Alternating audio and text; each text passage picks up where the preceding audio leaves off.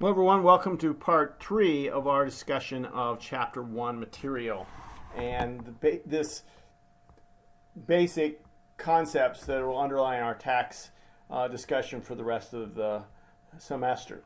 So just one place or kind of a caveat, the tax law is always changing, and this is a good example that we always have to be vigilant. And one of the reasons why we will go into some things about how to look up tax law, because it's important that we keep up to date, or that we can find answers that are up to date. We're never going to be able to remember all of these details, but we need to be able to know where to go and find them from a trusted source, from a place where we can count on, not just from the media necessarily, which often gets it incorrect. So here's an example of a new tax law passed in March 2020 at the beginning of the pandemic, called the Recovery Rebate and Credit. So the idea was everybody was supposed to get $1,200, $500 for qualifying children. We'll talk about what that means, qualifying child, because they use the tax definition for that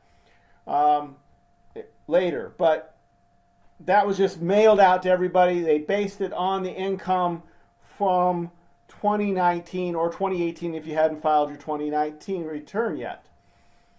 The idea was it was to go to those whose income was below a certain threshold. So there was limits, and once you reach those limits, as given here in the slide, 75 for single, 150 for married, 500 for head of household, then it started to get less of a rebate.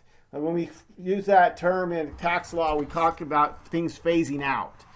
And there's lots of phase outs in the tax law that we have to keep track of in our minds, or remember that those phase out when we get income.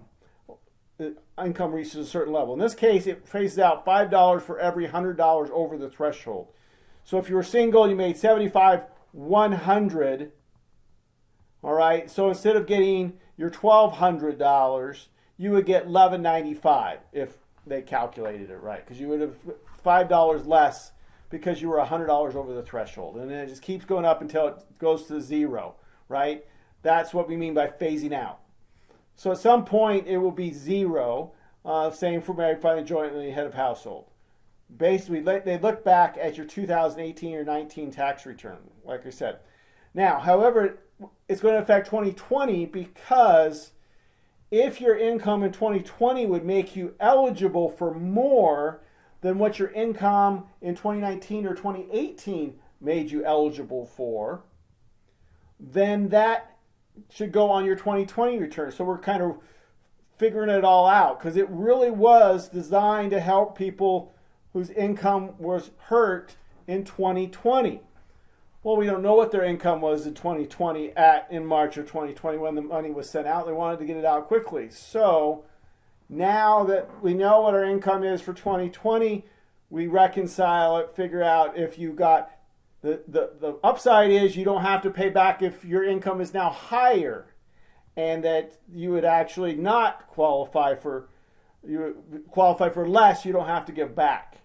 But if you qualify for more, you can get additional, and you can count it towards your 2020 taxes that you would need to pay, which means if you are expecting a refund for 2020 because you paid more than you owe, then you'll get more of a refund.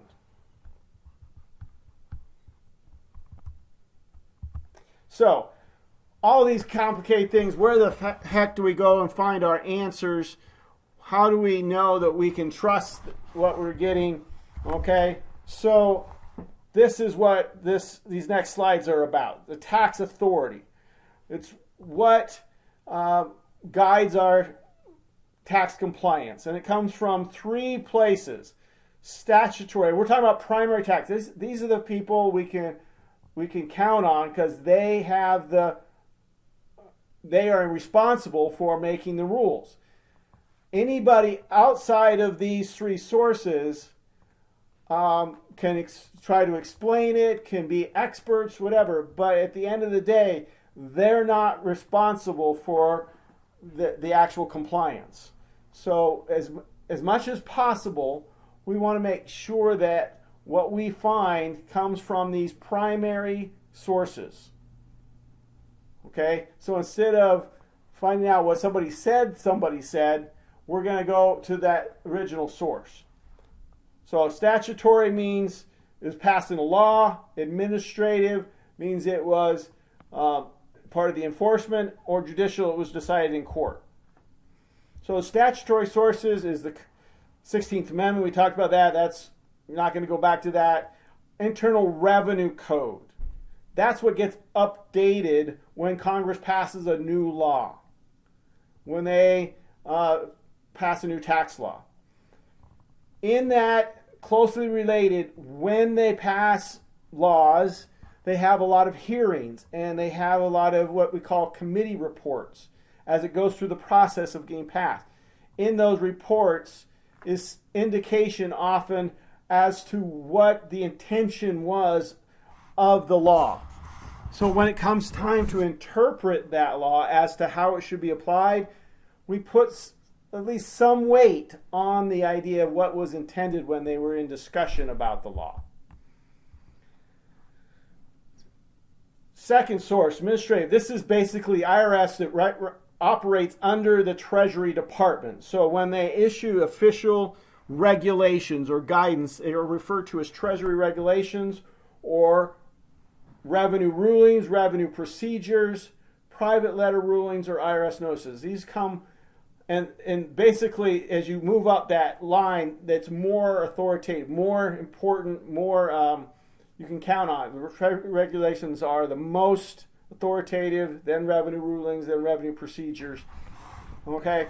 And they all have their own way of citing them. When you use one of these sources, you're going to put down what the citation is so that someone else could find it. And they each have kind of their own little notation, usually some kind of abbreviation, and then a numbering system, either typically by year or by code section of the Internal Revenue Code. And then we can have judicial sources, like things when there's a disagreement, typically between these other sources, or disagreement between the taxpayer and how the IRS interprets these regulations or these rules, we can go to court. And then a judge will listen to both sides and decide and issue their opinion. And those opinions can give us a great deal of guidance, because often they will not only explain their decision, they'll explain why and what they based it on and what they were thinking when they did that. And you typically, when it involves taxes, it goes to the tax court, but you also can go to district court or federal court of federal claims initially with a tax case. Then things that, if you can't come to an agreement there, you don't think you got a fair shake, then they can be appealed to the U.S. Court of Appeals and ultimately to the Supreme Court. The difference about the Supreme Court decides if they will accept a case. On the other ones, if you file an appeal, they will listen to it. At least an initial argument. They may throw it out quickly, but you get at least that much of a hearing. But the Supreme Court does not have to take any case. And so they don't take tax cases very often, because Supreme Court is looking for things that are broader in decision making. But occasionally they do, and we have to know and pay attention to when they do, because that's going to be very important guidance going forward. All right? So that's where you get it. There in the textbook, there are examples of how to cite each of these sources. Our discussions this semester will be about learning about these sources, getting familiar with utilizing them, finding them, citing them, reading them, all of those, so that we can understand that if asked a question in real life, we can go to primary sources and find the answers. Now, I will be honest with you, you're not going to encounter the kinds of questions you would in real life, which would be fairly complex typically. We're going to look at some fairly simple ones, and I'm going to kind of nudge you in the right direction.